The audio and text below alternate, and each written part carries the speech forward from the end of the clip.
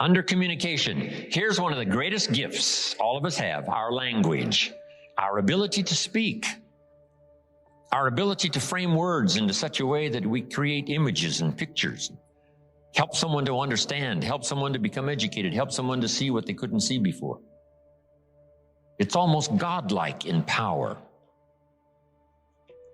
The storyteller tells us, in the beginning, God spoke and said, "Let there be light," and there was light, giving us the indication that God's words can create light. But now make this note. There's more than one kind of light. Wow. Next to the power of God creating light by his own words is the power of all of us creating sight, which is light in a form, helping somebody to see by using our language the best we know how.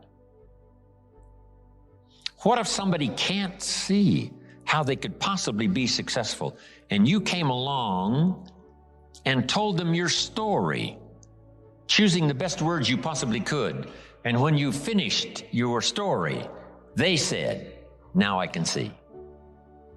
Before you got here, I was blind, couldn't see. Now that you've shared with me by your language, your story, now I can see. Before you got here, I was in the dark. And it seemed to me like while you were talking, some things dawned on me." Isn't that a good expression? Some things dawned on me, like the sun started coming up. And the more you talked, the further up the sun came and the brighter got the images and the imagination. Helping people to see, that's one of the greatest gifts. Words are so powerful if they're framed right, if they're sent with sincerity. Words that create images, words that express life, words that express experiences, words that express gifts of ideas that you've got to share. See, that's some of the greatest gifts you can bestow. And here's the best place to start: with your children. See if you can't inspire with your own language a better sense of the importance of the day, a better sense of the importance of doing the work, a better sense of the importance of getting good grades, developing yourself, becoming who you'd like to become. Do the disciplines now that'll give you the joy later. Teaching is one of the greatest senses of accomplishment in the world. Helping somebody learn, helping somebody take early steps in a new career, early steps as an entrepreneur, showing somebody the way, the gift of words, the gift of language. Here's what the old prophet said: "Words are like a lamp for your feet, so you can see where to walk." That's a gift. Words are like a lamp for your feet, so you can see where to walk. And then he said, words are also like a light for your pathway, so you can see where to go. If somebody with the gift of language and words can help you to walk where you should walk and then show you a pathway to go, they do you immeasurable service. Who could calculate the value and the worth of that kind of exercise? Showing somebody the steps to take and showing somebody the way to go that would be helpful. Whether it's a way of good health, whether it's a way of a better relationship, whether it's a way of an entrepreneur, a refinement of career, doesn't matter what it is. If we know the steps and somebody reveals to us the way, see, they do us by their own language some of the greatest gifts we ever enjoy. Words, language. So let's now talk about good communication. I've got 4 steps to achieve good communication. Let's just do the fundamentals here. There's not very many. In fact, there's not very many fundamentals to anything, just a few, handful, 6, 7, 8. Here's the first step to achieve good communications. Number 1, have something good to say. That's step number one. It's fairly obvious. To have something good to say, try to recall and remember and take notes, keep journal, whatever, of your experiences, because as you live your life, you're going to have something good to say. One, from your failures. Two, from your successes. You're going to have something better to say from the mistakes you've made and how you corrected it and bailed yourself out. And sometimes instead of just registering it in your head, why not commit it to paper so that it gets logged, it gets recorded, and someday you can use it for the future? Have something good to say. The key to speaking well, the key to excellent communications is preparation. Actually, all of our life is preparing. This year, preparing for the next. Those first, 8, 9 grades preparing for high school, then high school preparing for college, college and university preparing for a career to earn money, then preparing to make the investments to keep you safe and secure, build a financial wall around your family nothing can get through. Always preparing for those steps and stages in our life. That's part of the game of life. For humans, it seems like it takes us longer to prepare. When the little wildebeest is born, it only has about 1 hour to get ready to run with the herd and escape the lions. 1 hour. So the little wildebeest, as soon as it's born, tries to stand up, falls down. Its mother nudges it, stand up, falls down. Stand up, come on, try again. Why such urgency? The lions are not very far away. Come on. And within less than an hour, the little wildebeest, brand new, just born, is now strong enough to run with the herd and escape the lions. Less than an hour. Human babies take a little longer. After 17 years, we're not quite sure they can escape all the lions and have a safe place to go. So preparation, getting ready, sometimes seems so laborious. After going to grade 1, now you got to go to grade 2. After grade 2, it's grade 3. Will it never end? Come on, one more grade 4, and then 5. Wow. Seems like it takes us forever to finally get ready, to design a life and get married and have a family and a career and fortune and future. But it takes preparation. Now, to communicate well, here's some good words to prepare for communication. Interest. Just keep your interest alive in people and places. That's why, a big share of my job takes me around the world. Countries all around the world, from Africa to Asia to South America to Australia to Russia to the Far East, Israel.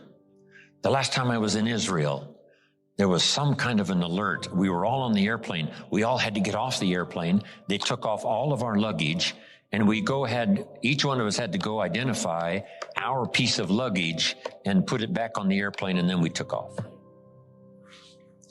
Wow. Taking what? No chances. If you'll develop an interest in all of that, when it's right side up and when it's upside down, take a keen interest in the politics of the day and the speeches and all that's happening. It gives you good stuff to debate and decide. Where do you stand on the major issues? Not only the political issues, but the major life issues. Be that interested in life and people. So underline the word life and people. That's the whole study. Study life in all of its twists and turns. Study people in all of their variety. In being in an enterprise that, where you have to employ people, get people to work with you, that's a challenge. Different ages, different opinions, different personalities, different temperaments. Here's one of the skills I learned that paid me big money: getting people to work together. And see, if they're all different and a whole variety, how do you get them all to work together? I'm telling you, it's not easy. It is a challenge, organizing, getting people to work together. But the paycheck, it's unbelievable. Now, if you're working with independent people, then it really is challenging. It's like herding cats. Did you ever try that? Herding sheep is easy. They all quickly get going the same direction very quickly. Cats, no way. If you've got 8 cats, how many directions are they going? 8 different directions. But if you can master herding cats, I promise you, a paycheck like you cannot believe. Here's what's interesting about people. The ones who should do it the most are inclined the least. How come they can't see it? I don't know. I can see it. They can't see it.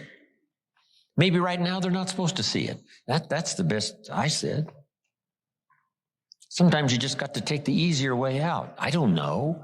If that's an easier way out than to try to explain it all. That's just the way it is. Somebody you thought was going to stay, they leave. Here's what you have to learn to say. Isn't that interesting? Wow. And somebody that you thought was going to leave, what? They stay, and you say, I wouldn't have thought that in 100 years. There's a surprise a day waiting for you, working with people. And then some people are nice, and some people are not so nice. But there's only a few. When I first started in sales, Mr. Schoaf, my mentor, said, here's the good news, Mr. Owen. There's only 9 or 10 real nasty, miserable, horrible people in the world. That's what he said. Now, he said, they move around a lot. And you're liable to get one once in a while. But when you do, you just say, hey, there's only 9 more like you. I can handle that the rest of my life. So that was really good. And then sometimes you got to try a little wit and a little humor. That helps. When I first started traveling with Mark Hughes and Herbalife 21 years ago, one of my friends said to me, I heard some people died using that product. And I said, not that many.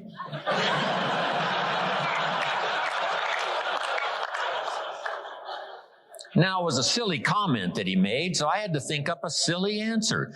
You can't give an honest answer, a good answer to a silly comment. I said, I understand as long as the deaths are under 100 a month, they get to keep selling the product. If the numbers go over 100, they have to come in for a review.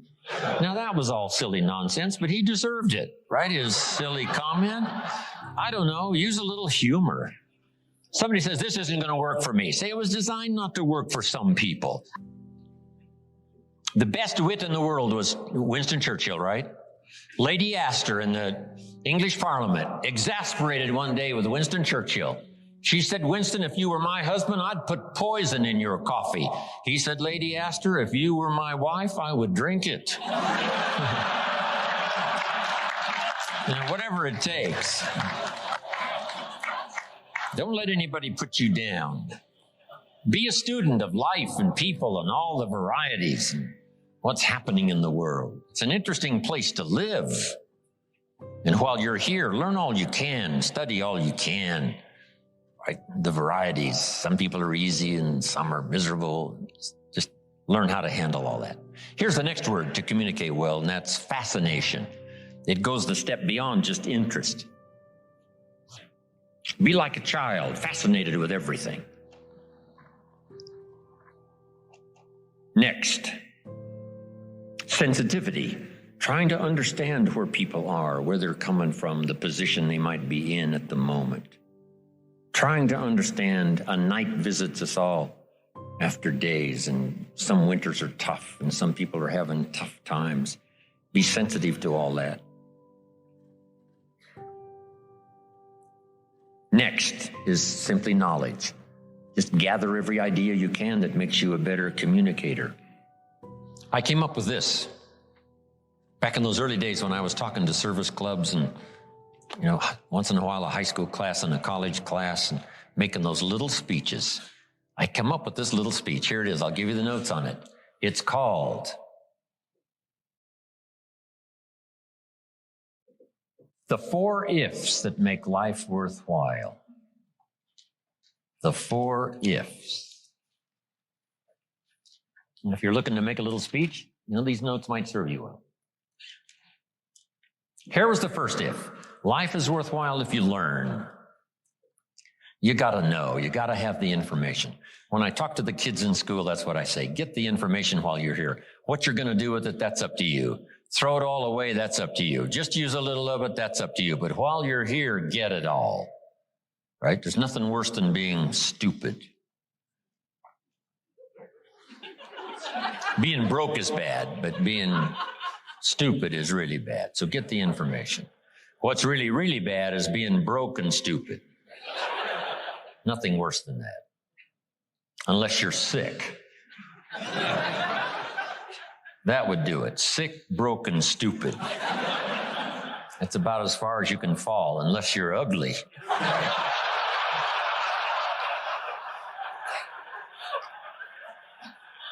But surely that's the ultimate negative life. Ugly, sick, broken, stupid. That is it. So you got to know. You got to have the information. So jot this down now. As I used in my notes, what you don't know will hurt you. Ignorance is not bliss. Ignorance is tragedy. Ignorance is illness. Ignorance is devastation. Ignorance is going broke. Ignorance creates a poor life. So you got to know, you got to have the information. Number 1, learn from your personal experience. One way to learn to do it right is first mess it up and do it wrong. That doesn't mean it's the end of your life, but just, clean up the mess, now do it right. From a negative experience, sometimes we learn to do the positive things that saves our life and makes us successful.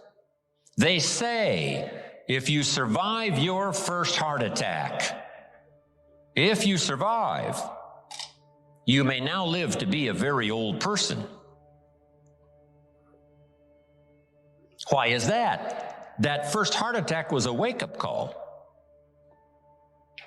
And then maybe the doctor said, another one of these and your history. And you say, wow. And you make it for the health food store.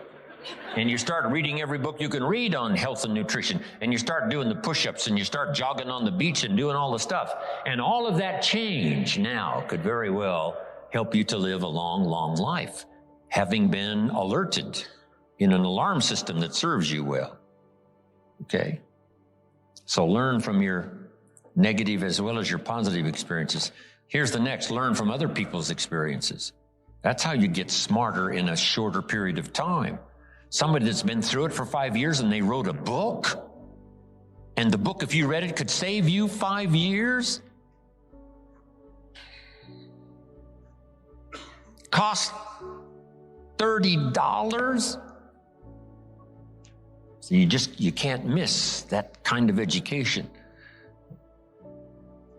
Best to get the information before. Yes, we can recover. Yes, we can come back, from the grave, practically. Yes, we can come back from bankruptcy and disaster and poor health. But wow, if we had the information up front that would save us some of those years of disaster, how much better that would be. So learn from other people's experiences, both negative and positive. In the seminar I do for Jerry, here's what I say. 2 bad failures don't give seminars. We don't want to pay them, so they don't give seminars. But their information would be valuable. If a guy's messed up his life for 40 years, you just have to say, John, would you spend a day with me? And I'll bring my notebook and take good notes. Good-looking guy like you, beautiful family, every reason to do well, and you threw it all away. Teach me for a day how you messed it all up. Right? And you just take good notes. so that the same thing doesn't happen to you. So learn from your experience, learn from other people's experiences. Okay. If you learn, life is worthwhile. Here's the second if. If you try, you got to now try something from what you've learned. We've talked about that now earlier. Take action. You never know. My father said you never know until you try. If we put the bar up 2 feet and ask the kids to jump over the bar 2 feet high, what will the kids say? Some will say, no, I can't. Some will say, easy. Some will say what? I don't know. So how are we going to find out? For everybody, you got to take a run at it and see if you can jump the 2 feet. So you got to try it to see. Who knows? You don't know. What if you tried and knocked the bar down? Does that mean you cannot jump 2 feet? No. You try it, what? Again. Then somebody shows you a little technique, right? Leave the ground a little earlier. Okay. First thing you know, 2 feet is easy, when before you couldn't or didn't think you could. So you got to try it. Giving speeches and doing talks. Age 25, I stand up to give my first little training. My mind sat back down. I open my mouth and nothing comes out. My knees are knocking like this. The sweat is pouring. It's called terror, in case you haven't tried it, right? But I got through it somehow. It was so bad, if I hadn't have been doing the class, I'd have gone home, right? It was bad. I'm so happy you were not there. You would not have paid this kind of money for my first presentation. Wow. But I got through it. And then I did it again. You know, I didn't know if I should even try again. But sure enough, I had the kind of mentor and the kind of teacher who said, hey, that's nothing. You know, what if you go up to bat and you strike out? Does that mean it's over? I say, no, it's not over. It's just over for one time up at bat. And then another time and another time. Pretty soon you connect. And pretty soon you get good enough to do well. And then pretty soon you get good enough to win the game. And then pretty soon you get good enough to take home the trophy. So you just keep trying. The third if that makes life worthwhile is if you stay. You got to hang in there. Some people plant in the spring and leave in the summer. When it gets a little hot and a little uncomfortable, and it looks like the weeds are winning, and it looks like the bugs are having a feast, and you have a tendency to say, hey, I've had it with this. But the key is, if you want the harvest in the fall at harvest time, you've got to stay through the summer. Okay. Even if the harvest doesn't turn out to be good, you just see it through and then use that experience to do better planting in the spring come the next turnaround of seasons. So stay in there. If you're going to play the game, you got to stay until it's over. What if the team was, you were on the team and you guys were behind and you said, hey, we're so far behind, we're out of here. And you all walked off the court. Right? We would run you out of town, probably. We wouldn't own you as the home team. Say, I'm behind, so I'm out of here. No, you stay until what? It's over. We're not talking about a lifetime now. We're just talking about this game. If you're in it, stay till it's over. Who are these people who leave as spectators before the game is over? Because their team is behind. Our team is behind, we're out of here. What if the team said that? Who are these people that walk, push and shove, spill popcorn and Coke down your neck, leaving early? Who are these people? They're the ones that are saying, we're going to beat the traffic. Oh, that's one of the greatest skills on earth, is beating the traffic, leaving your team that's behind to fend for themselves. Goodbye, we're out of here, we're gone. No. If you sign up for the game, you don't have to go to every game, but the one you sign up, you stay. right? You don't have to do everything every time, but when you start it, see it through. See the seasons through. Then you don't have to plant anymore if you don't want to. But when you do sign up, go the distance. Here's a guy who builds a foundation and then he walks off and leaves it. Puts up no walls, no roof, doesn't finish anything. He's got these foundations scattered all across the country. Foundations. I asked a friend of mine, I said, Jim, what are you good at? He said, starting over. That's my specialty, right? He said, hey, if it doesn't work, I don't stay long. No, come on. See it through. Life is worthwhile if you stay. Hang in there. Next, life is worthwhile if you care. And for my little talk for the service clubs, here's how I wound it up. If you care at all, you'll get some results. If you care enough, you can get extraordinary results. If you just care at all, you get some. But if you really cultivate your caring character and care enough, you can have such extraordinary returns from productivity, activity, things you're doing underway. Okay. Have something good to say. Here's the next one. Under communication. Now we must learn to say it well. Once you've got something, now you can't mumble. If you've got something good to say, you can't mumble, right? It's got to be clear, or no matter how good the message is that you've got to deliver, how good the instructions, how good the ideas, no matter how good they are, if you don't deliver them well, now the power is lost and the opportunity is lost. So number one is to have something good to say, and number two is to say it well. Here's what will help you to say it well. Make this list. Number one, sincerity. If a message is delivered with sincerity, see, that makes all the difference. If the speaker is sincere, if the father is sincere, if the mother is sincere, see, that's captivating for the children. If the friend is sincere, even covering a delicate subject for us of some changes we probably should make, if they're sincere, see, we will give them room. Perhaps to get on our case if we know they're sincere, not just trying to criticize for criticizing's sake. If your sincerity, I'm telling you, that wins the day. Here's what can really be accomplished. Hopefully, like this weekend here, someone sincerely willing to speak and someone sincerely willing to listen.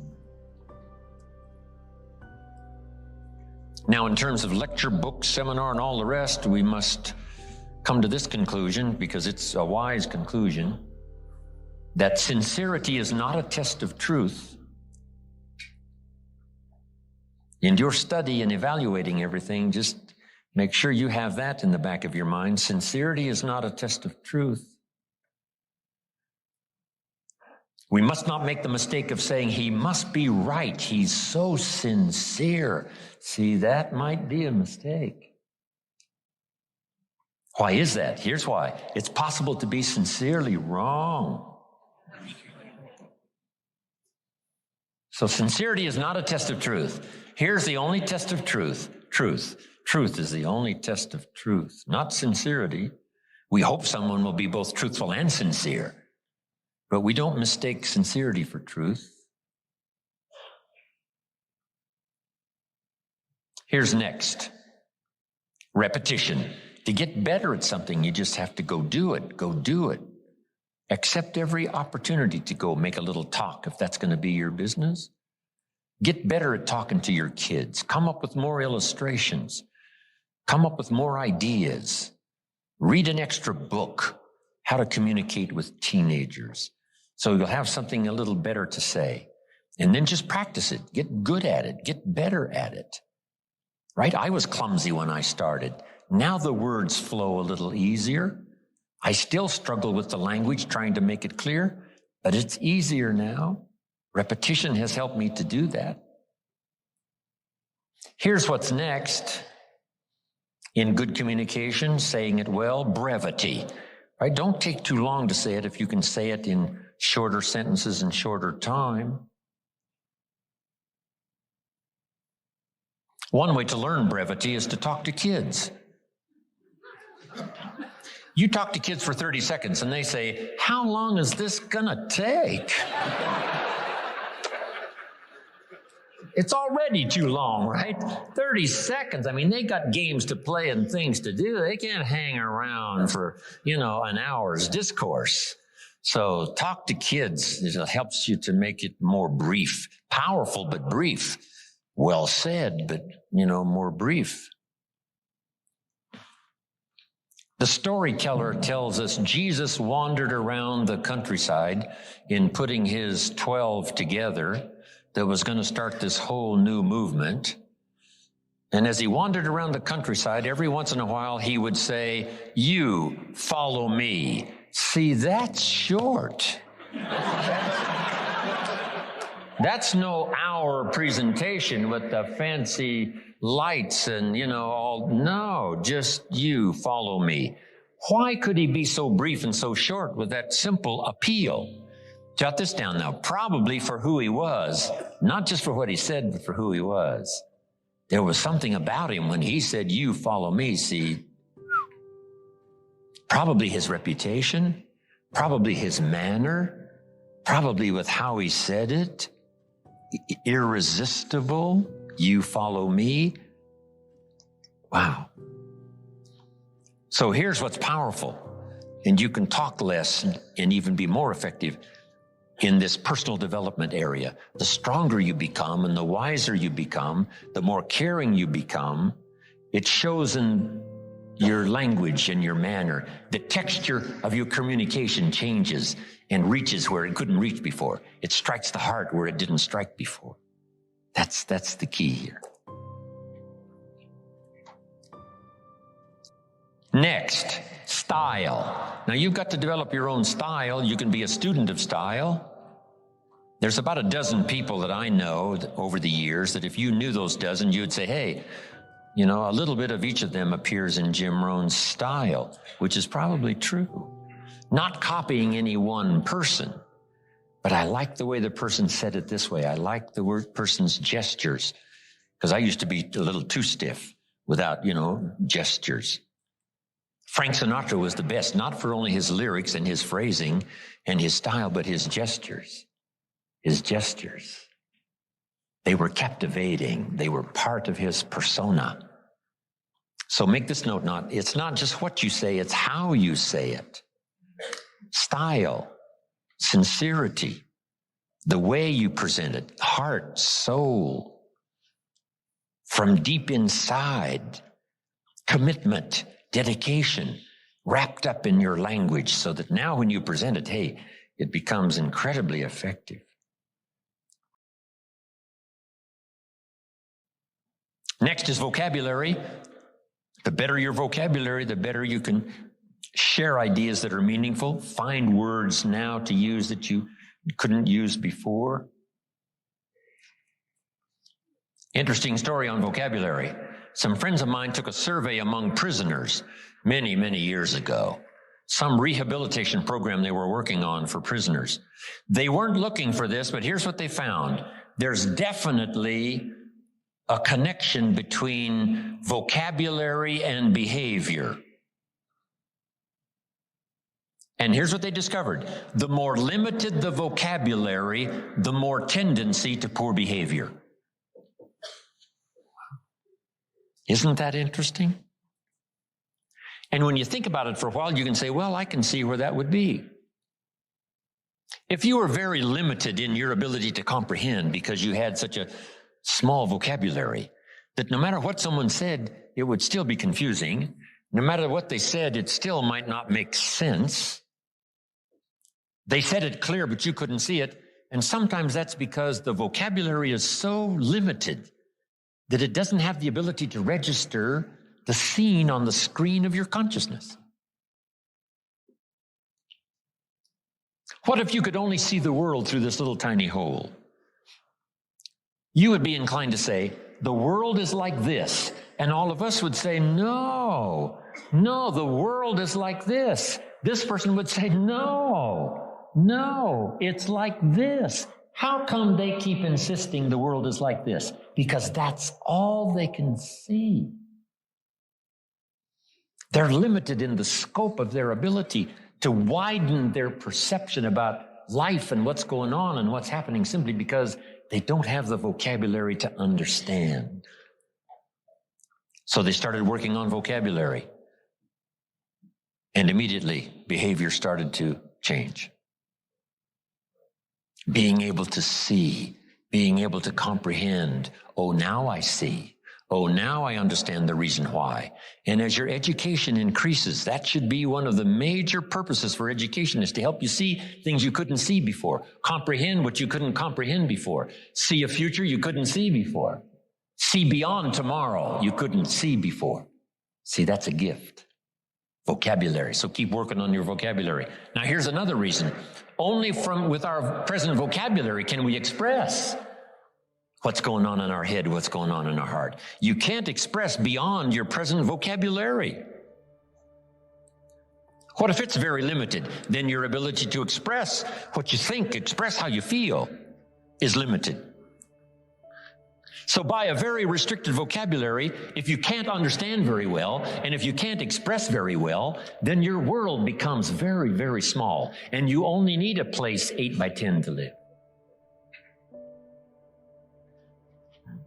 So jot this down. Make one of the books, very important book, and that is the dictionary. A word you don't understand? I think Dennis mentioned that earlier. Come to a word you don't understand, you look it up. Say, what is this word? Words are like lights. It's like another light. Now make this note now, especially the English language. There's nothing richer than the English language because there's so many ways to say it in English. In some languages, there's only one way to say it. In English, there's another way to say it, and another way to say it, and another way to say it. When I travel to all these countries and have to have translators, it gets to be difficult sometimes. Expressing something that makes sense in English, because we have several ways to say it, but in their language, there's only a couple of ways to say it. So the translator has a tough job sometimes translating. So I've had to learn to amend and modify, work on my presentation when I travel needing translation. When I first went to Japan, I said to my audience, he was all bent out of shape. And my translator said, what the heck does that mean? Right? I can't translate that into Japanese. So that would make sense in English, right? We know what that meant, but in Japanese, how would you describe that? So I learned not to use those kind of phrases. My first Chinese audience, I said, he blew his top. My Chinese translator said, wouldn't look good in Chinese with the characters.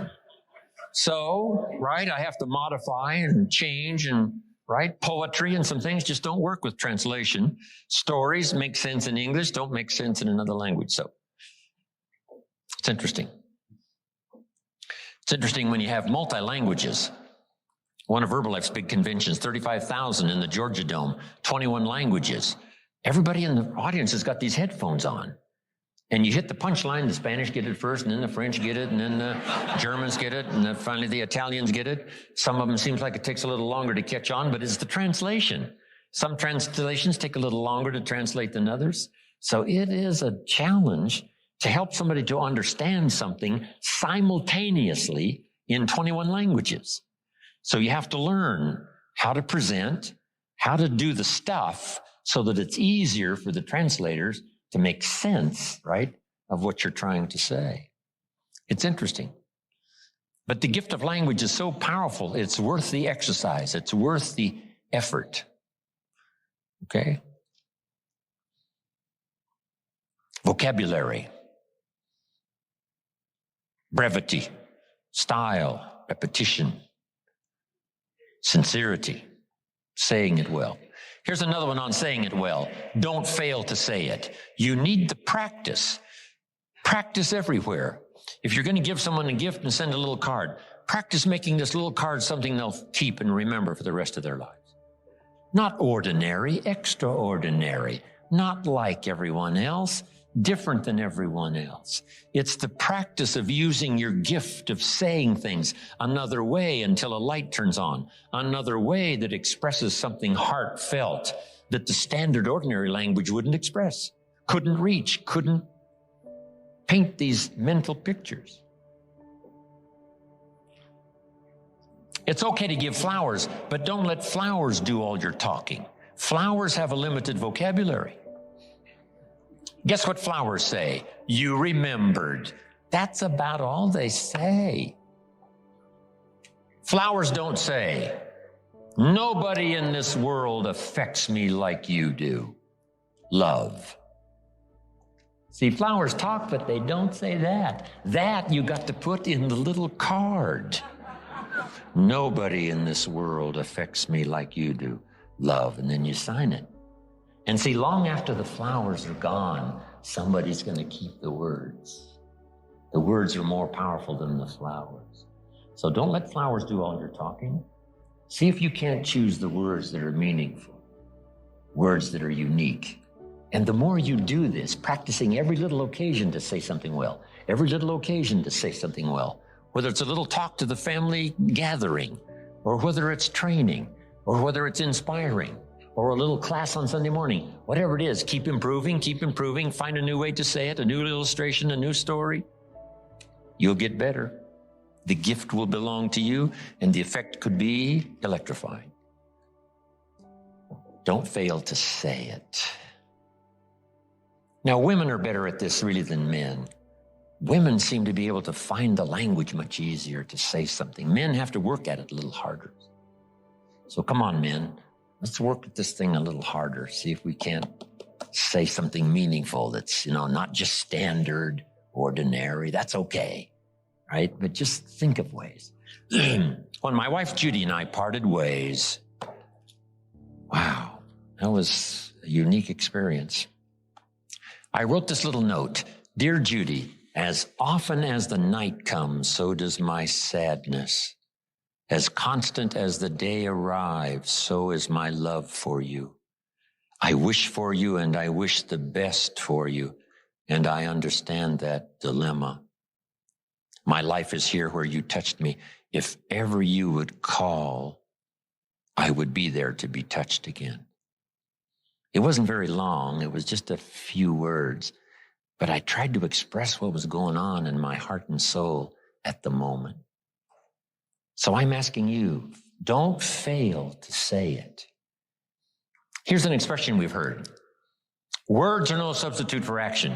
That's true. Let me give you another one. Action is no substitute for words. It's okay to do, but you've also got to say. Express it, as clumsy as it might be to start. Start a better program of better communication, saying it better.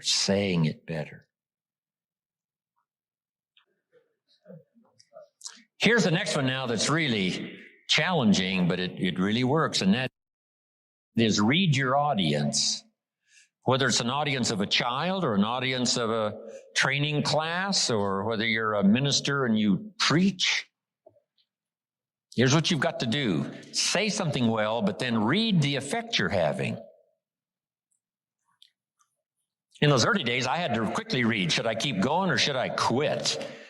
I mean, is it over? Or, you got to read it. And at first, I started just going through my notes like this, and I didn't look up. I would go through my notes and I wouldn't look up. I would just go through my notes. Some of those early classes, I think everybody could have left and I'd have just kept on going right through my notes. Then finally, I learned to start looking up to see if it's okay. Should I slow down? Should I speed up? Am I coming on a little too strong? Should I get a little softer? This is what reading is all about. If you're talking to a child, should you really pour it on or should you hesitate? Should you save this for another time or do it now? Some of that you've got to pick up by reading the child. Read what's happening to your audience of 1 or 1,000. This is a challenge, but it'll help you in framing better the words you need to say and the style you need to use. Okay. If a guy's leaning toward the door, that means you probably should hurry. He's not going to be here long. Get it done. Now, in reading, there's 3 things. Jot these down. 3 things in reading your audience. First, you read what you see. Salespeople soon learn. If the customer's got his arms folded and his chin tucked down and he's frowning, this one ain't going to be easy. Right, this one's going to take all my skill to get his arms unfolded, make him a little more comfortable, get that frown off of his face. What can I do? I got to reach in my bag for some good stuff, right, to see if I can't sort of change the situation. And what causes us now to do those amendments in our presentation? It's reading someone's body language, right? What's happening? Here's the next one. You've got to read what you hear. If it's a 2-way conversation, you've got to listen as well as talk. Mama said 2 ears, 1 mouth. Listen twice as much as you talk, at least, maybe more. Listen so that you can now know how to proceed, especially if you're talking to a child. You listen so that you know how to proceed. No use going on and on if just a couple of things will do. And by listening, you pick that up by listening. Here's the next one.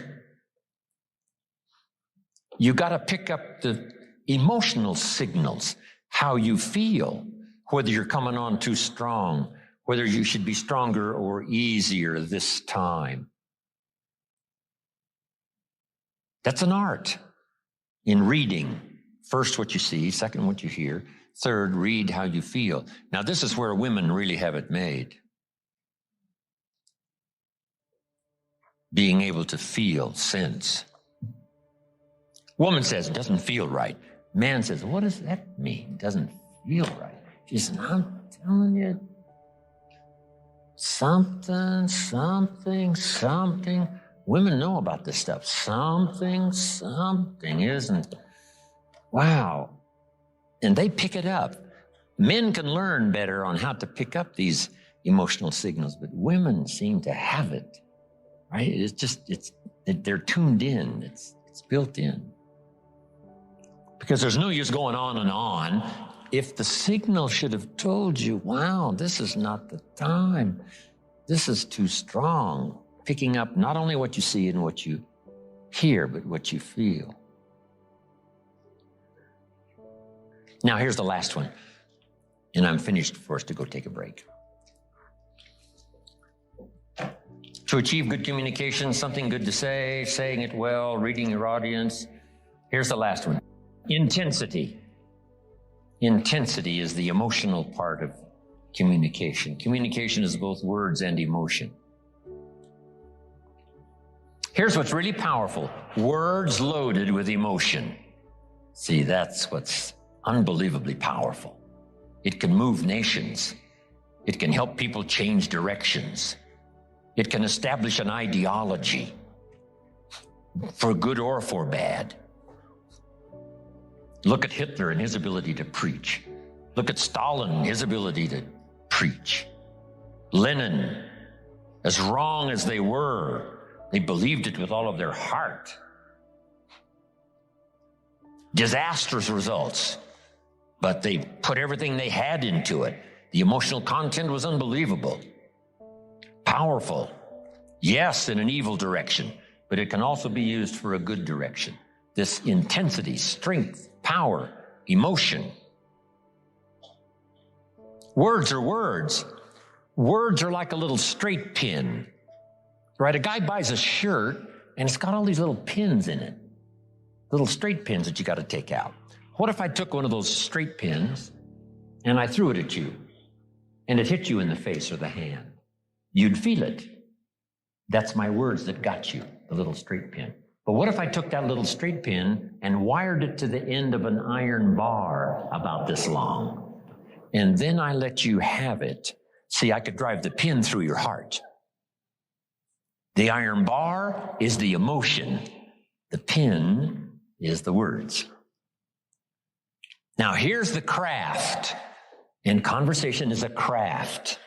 Don't get lazy in learning this craft, because it'll serve you so well at home. It'll serve you so well in the marketplace. It'll serve you so well in your career and making your fortune. This craft of communication. Here's the combination.